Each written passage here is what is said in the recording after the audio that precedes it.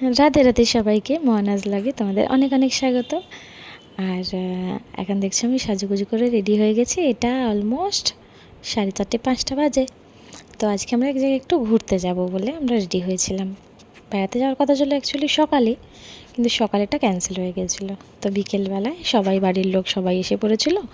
আসলে রবিবার ছিল, তো সবাই চিনি, দাদা বৌদি সবাই এসে গেছিলো, তো ওই জন্য আমরা বিকেলবেলায় বেরিয়েছিলাম। তো দেখো, যেমন ভাবা তেমন কাজ। আমরা সবাই বেরিয়ে গিয়ে যাওয়ার পরে ওখানে আমরা পেট্রোল পাম্পে একটু দাঁড়াতে হয়েছিল আমাদেরকে। তারপরে আমরা আবার যাচ্ছি হচ্ছে গিয়ে একটা মাতাজির মন্দিরে। বলে এখানে বড়িয়া মাই এরকম কোনো একটা ঠাকুরের স্থানে। খুব খুব নামি জানা এই ঠাকুরের মন্দিরটা। তো এখানে যেতে গেলে এটা কুশমি জঙ্গল। এই জঙ্গলের ভেতর দিয়েই রাস্তাটা। এটা যদি আমি অন্য গাড়িতে থাকতাম, যেহেতু আমরা অটোতে ছিলাম, তো ওই জন্য এরকম সাইড থেকে লাগছে, দেখতে পাচ্ছ। এই জঙ্গলটার বাস মাঝখান থেকেই কিন্তু এই রাস্তাটা, দুপাশেই এরকম মানে অনেক দূর দূর পর্যন্ত এই জঙ্গলটা কিন্তু ছিল। এর মাঝখানেই কিন্তু দিয়ে এই রাস্তাটা যাচ্ছিল, আর যে রাস্তাটা একদমই শেষ প্রান্তে গিয়ে ওই মন্দিরটা পড়ে। ট্রেনে আসবার সময় বহুবার নাম শুনেছি কুশমি জঙ্গল। এই জঙ্গলটা দেখা যায় ট্রেন থেকে আসার পথে, কিন্তু এই ফার্স্ট টাইম আমরা এখানে এসে পৌঁছালাম। দেখো এখানে কত বাঁদর রয়েছে। বাঁদর না, অ্যাকচুয়ালি এগুলো হনুমান। ছোট ছোট ছোট ছোট বহুত, মানে অনেক। এখান থেকে জিনিসপত্র হাতে করে নিয়ে যাওয়াটা খুব মুশকিল। দেখো এই মন্দিরে, মায়ের মন্দিরের সামনেই এখানে ছোট্ট মতন মেলা বসেছিল। তার পরের দিন থেকেই শ্রাবণ স্টার্ট। এখান থেকে অনেকে স্নান করে জলও নিয়ে যায়। তো এই দেখো, দেখতে দেখতে আমরা মন্দিরে কিন্তু ভেতরে ঢুকে গেছি। এটা মন্দিরের ভেতরেই। গাছটা কেমন একটু অদ্ভুত প্রকারের, ওই জন্য আমি ভাবলাম আমি দেখছি, ওই জন্য তোমাদের সাথেও শেয়ার করি। আমরা এই জাস্ট মন্দিরে এসেছি, যেখান থেকে প্রসাদের ডালা কেনার সেখান থেকে কিনে নিয়ে এইসবে ঢুকছি। ভিতরে কিন্তু ফোন অ্যালাউ ছিল না, ওই জন্য আমি ভিতরে মায়ের মূর্তি তোমাদেরকে দেখাতে পারছি না, বাট বাইরে থেকে যতটা পারছি তোমাদের সাথে শেয়ার করছি। সামনে দেখতে পাচ্ছ কত কিছু, মানে মনে হচ্ছে না কিছু বাঁধা। তো এখানে সবাই ওই মায়ের ওড়না দেয়, সেগুলোকেই বাঁধতে হয়। মন্দিরের সামনে কিন্তু একটা ছোট্ট কি বলে, পুকুর বলতে পারো। যদিও এই জলাশয়টা অনেকটা বড় ছিল আগে, এখন এগুলো অনেকটা ভরে এসেছে বলে ছোট লাগছে। আগে কিন্তু এই জায়গাটায় জলের জায়গাটা অনেকটা বেশি ছিল। এখানে মাতাজির এইরকমই গল্প আছে। প্রত্যেকটা মন্দিরই দেখবে মানে কোনো না কোনো কিছু না কিছু গল্প থাকে। তো এই মন্দিরের গল্প এরকমই ছিল যে বরযাত্রী বিয়ে করবার জন্য আসছিল, তখন এখানে জলের ফ্লো এতটাই বেশি ছিল, তখন এই বরযাত্রীদের পুরো নৌকা ভর্তি, মানে বরযাত্রীরা সবাই নৌকা ডুবি হয়ে যায়। তো সেই জায়গায় নাকি দাঁড়িয়ে মাতাজি বলেছিল তাদেরকে কীরকম কিছু, যে এরকম নাচ দেখাতে হবে বা কিছু। তো যারাই মাতাজির মন্দিরের মায়ের মহিমা জানে, তারা ওরকম কিছু করেছিল, তো তাদের বাঁচিয়েছিল, আর সবাই কিন্তু মারা গেছিলো। তো এইখানেই আমরা এসে গেছিলাম, আমার বড় ননদ, আমার ছোট ননদ, আমার ভাসুর, আমরা সবাই মিলে একসাথে গেছিলাম। এই মন্দিরে কিন্তু দেখো সবাই এখন বাচ্চারা মাছ টাছ ধরছে। এগুলো কিন্তু সব পদ্মপাতা, যখন ফুল হয় তখন বুঝি কত সুন্দর লাগে দেখতে। তো যাই হোক, এই জলের জায়গাটা পার করে কিন্তু আমাদের ওই পাশে যেতে হয়েছিল। পার করার যে নৌকাটা দেখতেই পাচ্ছ, একটা দড়ির মতো রয়েছে। ওই নৌকাটায় উঠে গেলে সবাই ওই দড়িটাকে ধরে টেনে ওই পাশে যায়। অন্য কিন্তু কোনো ব্যবস্থা নেই, কোনো মোটর কিন্তু চলে না। দেখতে দেখতে আমরা নৌকাতে উঠেও পড়েছিলাম, একদম সামনেই দাঁড়িয়েছিলাম। তো যাই হোক, আমরা নৌকা পার করে আবার মায়ের ওই পাশের মন্দিরে গিয়ে পুজো দিয়ে তারপর আমরা কিন্তু আবার এসেছিলাম। এইবার যখন এই পাশে এসেছি, তখন দেখো এই দোকানপাটগুলো অলমোস্ট কিন্তু গুটিয়ে ফেলবে এরকম একটা ব্যাপার।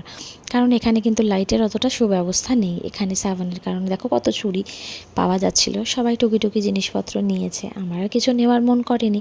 ওখানে যদিও লোহার জিনিসপত্রও কিন্তু অনেক পাওয়া যাচ্ছিল। 3-4টে লোহার কড়াইও কেনা হয়েছে। দিদি যেমন একটা আসাম নিয়ে যাবে, ছোটো মা একটা নিয়েছে, আমার যা একটা নিয়েছে। দেখো এখানেই দাঁড়িয়ে সব দেখা টাকা সব করছিল, দেখছিল। মেন কড়াই কেনার উদ্দেশ্যটা, আমি ও বাড়ি থেকে একটা কড়াই এনেছিলাম ছোট, লোহার কড়াইতে রান্না করা ভালো বলে, ওই জন্য আমি একটা নিয়ে এসেছিলাম। তো এখানের এই বড় কড়াইগুলোই কিন্তু ওরা নিয়েছে, অনেকটা ওজন ছিল কড়াইগুলো। তারপর ওখান থেকে আমরা বেরিয়ে পপকর্ন নিয়ে বেরিয়ে গেছিলাম। অন্য সব কিছু যাও ভেবেছিলাম খাবো, কিন্তু সেই সবগুলো প্রায় চলে গেছিলো তখন। তো যাই হোক, ওখান থেকে আমরা বেরিয়ে পড়েছি। দেখো এবার আমরা কিন্তু ওখান থেকে মানে আমাদের প্রায় সিটির ভেতরে চলে এসেছি, ওটা একটু অড জায়গায়, তো ওখান থেকে বেরিয়ে এসেছিলাম। সন্ধেবেলায় কিন্তু গোরখপুরটা মানে আমরা যেমন ভাবি যে 11টা 12টা তখনের সময় পর্যন্ত যদিও অতটা ভিড় থাকে না, কিন্তু তার আগে দেখেই বুঝতেই পারছো যে কত লোকজন। এই রাস্তায় যাওয়ার পথে একটা কিন্তু টানেল পড়ে। ফার্স্ট টাইম আমি টানেলটা ক্রস করবার সময় তখন আমি ভিডিও ক্লিপ নিতে পারিনি, তাই আসার সময় এই ক্লিপটা কিন্তু নিয়েছি। দেখো টানেলগুলো কিন্তু খুব সুন্দরভাবে সাজানো থাকে, আমার বেশ পছন্দ হয়েছে। এরকমই একটা টানেল পেয়েছিলাম কিন্তু আমরা মানালিতে, ওখানে কিন্তু আমার যতটা শোনা ইন্ডিয়ার সবথেকে বড় টানেল, যেটা পাহাড়ের ভেতর থেকে, ওটা কিন্তু ফোর্সের জন্য ওটা বানানো হয়েছিল।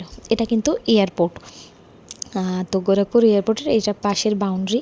আমি একটা একটা একটা ভালো সুন্দর একটা গেটও সাজানো ছিল, সেটা আমি তখন ক্লিপটা নিতে পারিনি। তো ওগুলো একদম পার করে এখন বলতে গেলে প্রায় আমরা গোরখপুরের মাঝামাঝি জায়গায় চলে এসেছিলাম। এখান থেকে এবার আমাদের ডিসিশন চেঞ্জ হলো যে আমরা বাড়ি যাব না, আমরা যাব এখানের একমাত্র ফেমাস জায়গায় ঘুরতে যাব, সেটা হচ্ছে তারামণ্ডল। তারামণ্ডল নৌকা বিহারও বলে বা তারামণ্ডলও বলে এই জায়গাটাকে। এখানে একটা বিশাল বড় একটা জলাশয় রয়েছে, যেটা গোল সার্কেলে ঘুরছে, তার পাশে পাশে এরকম মানে সাজানো গোছানো যত রকম দোকানপাট বলো সব কিছু। এই যে আমরা তারামণ্ডলে কিন্তু এবার এন্ট্রি করছি, এই গেটটা এই গেটে পার করে গিয়ে তারামণ্ডলে মেন ডেকোরেশন থাকে। এখানগুলো আগে অন্য রকম ছিল, বাট এখন কিন্তু খুব সুন্দর হয়ে গেছে, এখন এটা দেখতেও ভালো লাগে। সবথেকে বেশি পছন্দ হচ্ছিল, যেহেতু গুরু পূর্ণিমা ছিল, এই চাঁদ দেখতে যে আমার কি ভালো লাগে সেটা আমি আর বলে বোঝাই কাকে। তো চাঁদটা দেখে লাগছে যেন অন্য আরও একটা ল্যাম্প লাগানো রয়েছে। তো আমি অনেকক্ষণ চাঁদটা দেখছিলাম, খুব বেশ পছন্দ হচ্ছিল। মন ছিল যে ওই পাশের রাস্তাটা দিয়ে যদি আমরা যেতাম তাহলে আমি ক্লিপিংটা বুঝি ভালো নিতে পারতাম, বাট আমরা যেহেতু এই পাশ থেকে গেছি ওই জন্য একটু দূর লাগছিলো, বোঝা যাচ্ছিলো। তো যাই হোক, আমরা তারামণ্ডলে ঢুকে কপাল খারাপ হলে যা হয়, এই যে তালবাজার বলে একটা জায়গা হয়েছে, এখন অন্যরকম করে ইনোগ্রেশন চলছে এটা, তো সেটা ঢুকতেই দেখলাম সেটাতে লাইট অফ। তো যাই হোক, এই ক্লিপগুলো নিলাম, ভাবছিলাম বুঝি আর দেখা হলো না। তারপরে এই ক্লিপগুলো নিয়ে মনটা একটু খারাপই হলো যে ভেতরে কি আছে কি না আছে আমরা দেখবো না, থাক। তখন আমরা বেরিয়ে চলে এসেছি। তো বেরিয়ে এসে বাইরের এই গেটটারই ছবি তুলছিলাম, কিন্তু কিছু কিছু ইচ্ছা হয় ভগবান পূরণ করেই দেয়, কিছু না অনেক ইচ্ছাই। তো যাই হোক, দেখো এখানে লাইটটা কিন্তু চলে এসছে। আমরা বাইরে থেকে দেখতে পেলেও ভেতরে কিন্তু আর দ্বিতীয়বার আমরা ঘুরে যাইনি। অন্যবার যখন অন্য সাইডগুলো ঘুরতাম, আমি একবার ওকে বলেওছিলাম যে আমি এর ভেতরে যাব, বাট যখন গেলাম তখন আর দেখা হলো না। তো যাই হোক, ওইখান থেকেই একটা জায়গা থেকে মোমো খেয়ে আমরা বাড়িতে আবার ফিরে চলে এলাম। এটা হচ্ছে চিনির একটা গিফট, যেটা কত সুন্দর ঘুরছে, আমার বেশ পছন্দ হয়েছে এই ট্রেন না বাস বোঝা যাচ্ছে না, কিন্তু যাই হোক ভিডিওটা ভালো লাগলে like share comment and subscribe করো। রাধে রাধে।